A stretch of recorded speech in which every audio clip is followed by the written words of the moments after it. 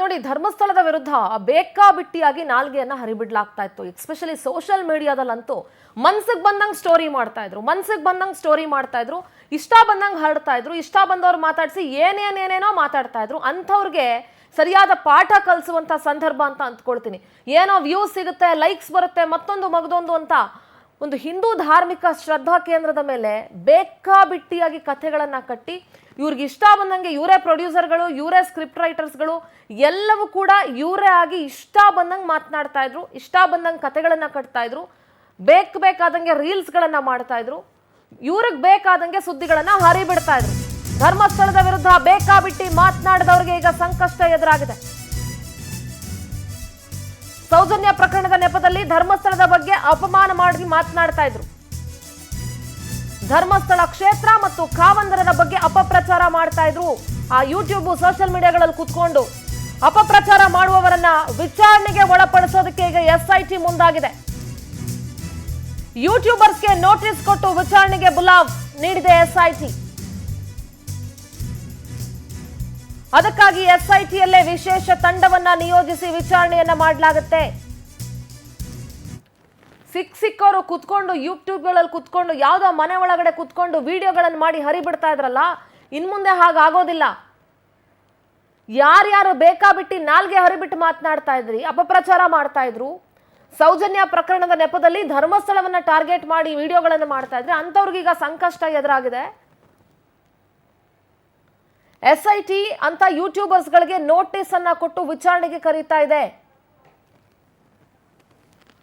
ನಮ್ಮ ಪ್ರತಿನಿಧಿ ಶಶಿಧರ್ ನೇರ ಸಂಪರ್ಕದಲ್ಲಿ ಜಾಯ್ನ್ ಆಗ್ತಾ ಇದ್ದಾರೆ. ಧರ್ಮಸ್ಥಳದಲ್ಲಿದ್ದಾರೆ ಶಶಿಧರ್, ಧರ್ಮಸ್ಥಳದ ವಿರುದ್ಧ ಸೋಷಿಯಲ್ ಮೀಡಿಯಾಗಳಲ್ಲಿ ಎಸ್ಪೆಷಲಿ ಯೂಟ್ಯೂಬ್ಗಳಲ್ಲಿ ಕುತ್ಕೊಂಡು ಬೇಕಾಬಿಟ್ಟಿ ಮಾತನಾಡ್ತಾ ಇದ್ರು, ಹೆಂಗೆ ಬೇಕು ಹಂಗಂಗೆ ವಿಡಿಯೋಗಳನ್ನ ಮಾಡಿ ಹರಿಬಿಡ್ತಾ ಇದ್ರು. ಅಂಥವ್ರಿಗೀಗ ಸಂಕಷ್ಟ ಎದುರಾಗಿದೆ.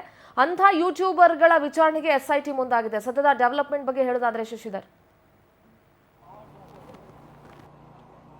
ಸುಂದರ, ಈ ಧರ್ಮಸ್ಥಳ ಮತ್ತೆ ದಕ್ಷಿಣ ಕನ್ನಡ ಜಿಲ್ಲೆಗಳಲ್ಲಿ ಆ ಟಿವಿ ಚಾನೆಲ್ಗಳನ್ನ ನೋಡುವವರ ಸಂಖ್ಯೆ ಬಹಳ ಕಡಿಮೆ. ಯಾಕಂತಂದ್ರೆ ಆ ಕೇಬಲ್ಗಳನ್ನ ಎಲ್ಲಂದ್ರಲ್ಲಿ 1 ಕಿಲೋಮೀಟರ್ 2 ಕಿಲೋಮೀಟರ್ಗೆ ಮನೆಗಳಿರ್ತವೆ, ಮತ್ತೆ ಸಿಗ್ನಲ್ ಸಿಗೋದಿಲ್ಲ. ಈ ಕಾರಣದಿಂದಾಗಿ ಈ ಕಡೆ ಟಿವಿ ಚಾನೆಲ್ DTH ಯಾರನ್ನು ಕೂಡ ಬಳಕೆ ಮಾಡಲ್ಲ. ಇವರೆಲ್ಲ ನೋಡೋದು ಏನಿದ್ರು ಬರೀ ಯೂಟ್ಯೂಬ್.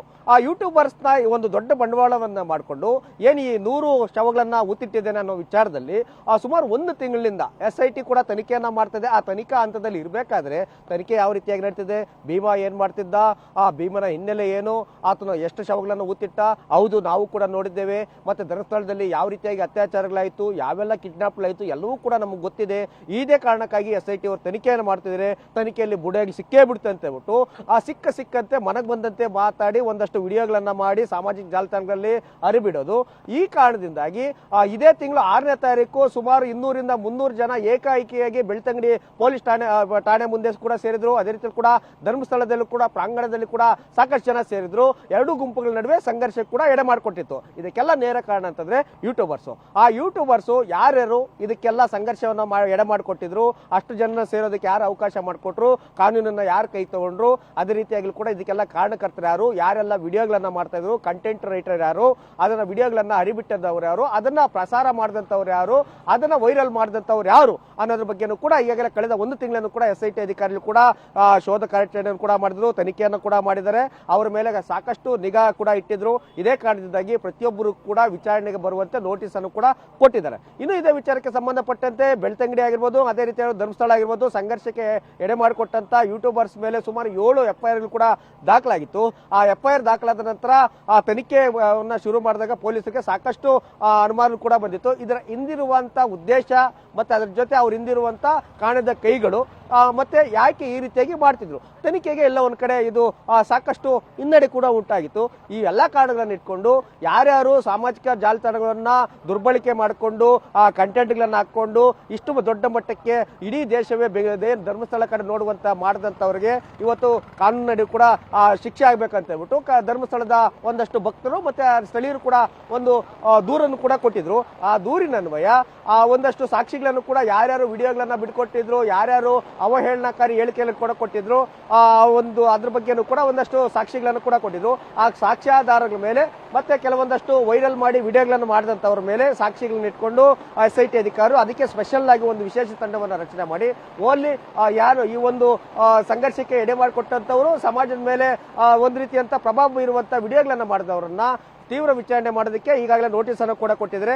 ಅವರೆಲ್ಲರೂ ಕೂಡ ಕರೆದು ಅವರ ವಿರುದ್ಧನೂ ಕೂಡ ಕಾನೂನು ಕ್ರಮ ತೆಗೆದುಕೊಳ್ಳೋದಕ್ಕೆ ಕೂಡ SIT ಮುಂದಾಗಿದೆ. ಇದಕ್ಕೆ ಸಂಬಂಧಪಟ್ಟಂತೆ ಕಳೆದ ಒಂದು ತಿಂಗಳ ಹಿಂದೆ ಸಾಮಾಜಿಕ ಜಾಲತಾಣಗಳನ್ನ ಯಾರೆಲ್ಲ ದುರ್ಬಳಕೆ ಮಾಡ್ಕೊಳ್ತಾರೋ ಅವರ ವಿರುದ್ಧ ಶಿಸ್ತು ಕ್ರಮವನ್ನು ತೆಗೆದುಕೊಳ್ತೀವಿ ಅಂತ ಹೇಳ್ಬಿಟ್ಟು DG and IG ಅದೇ ರೀತಿಯಲ್ಲಿ ಕೂಡ ಗೃಹ ಸಚಿವರು ಕೂಡ ವಿಶೇಷ ಸೆಲ್ ಅನ್ನು ಕೂಡ ಪ್ರಾರಂಭ ಮಾಡಿದ್ರು. ಆ ಒಂದು ವಿಶೇಷ ಸೆಲ್ ಕೂಡ ಇಲ್ಲಿ ಕಾರ್ಯಾಚರಣೆ ಪ್ರಾರಂಭ ಮಾಡಿದ್ದು. ಈಗ ಯಾರೆಲ್ಲ ಯೂಟ್ಯೂಬರ್ಸ್ ತಮ್ಮ ಮನಸ್ಸಿಗೆ ಬಂದಂತೆ ಯಾರೆಲ್ಲ ಮಾತಾಡ್ತಾ ಇದ್ರು, ಇಷ್ಟೊಂದು ಸಂಘರ್ಷಕ್ಕೆ ಇಷ್ಟೊಂದು ಮಾನಹಾನಿ ಮಾಡೋದಕ್ಕೆ ಯಾರೆಲ್ಲ ಕಾರಣಕರ್ತರಾಗಿರೋ ಅವರಿಗೆ ಎಲ್ಲರೂ ಕೂಡ ಈಗ ಡವ ಶುರು ಆಗಿದೆ. ಯಾವ ಕಾರಣದಲ್ಲಿ ಬೇಕಾದ್ರೂ ಅವರನ್ನ ಅರೆಸ್ಟ್ ಮಾಡಿ ವಿಚಾರಣೆ ನಡೆಸಿ ಅವರ ದಾಖಲುವಂತ ಎಲ್ಲಾ ಸಾಧ್ಯತೆ ಕೂಡ ಇದೆ. ಹೀಗಾಗಿ ಕೆಲವೊಂದಷ್ಟು ಯೂಟ್ಯೂಬರ್ಸ್ ಕೂಡ ಶಶಿಧರ್, ಥ್ಯಾಂಕ್ ಯು ನಿಮ್ಮೆಲ್ಲ ಡೀಟೇಲ್ಸ್ಗಾಗಿ.